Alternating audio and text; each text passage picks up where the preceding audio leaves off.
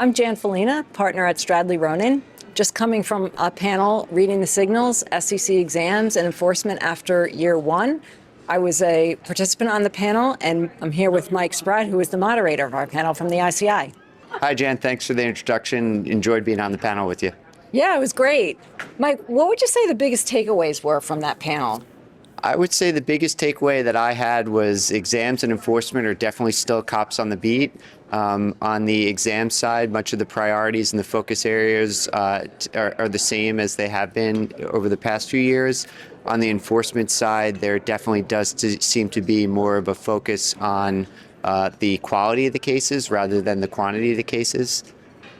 Yeah, I agree. I found the SEC to be incredibly informative on this panel in terms of what their priorities are in terms of exams, which I agree is sort of what they've always been focused on. And I did get the view that enforcement was making the change that the administration would like them to make, which is always a real question, right? It's always a question. Is the staff going to follow suit? And are we going to see in practice what we're hearing in the speeches? Right. Jan, how do you think these changes are impacting the industry?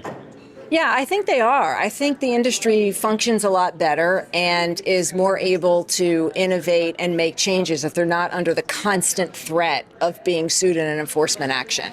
And if they know and understand that an exams program will be more vocal about what they see as a whole, as opposed to an enforcement sweep where you get caught up, they're going to be more able to actually engage in the business of asset managers. So, Mike, after hearing the SEC on the panel, how is this innovating the industry?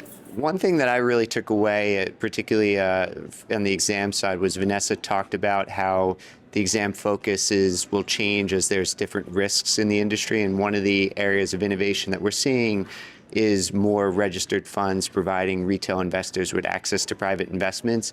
And it's clear that the exam staff is going to be focused on that area. One other thing on the enforcement side that I wouldn't necessarily throw into the bucket of innovation, but was more interesting, was when Corey talked about the value of cooperation and remediation in a way that I hadn't heard it before, and that you might not always see the cases that the SEC decides not to bring because there was cooperation or remediation. So I think those are things that should be top of mind for asset managers as they work with exams and enforcement.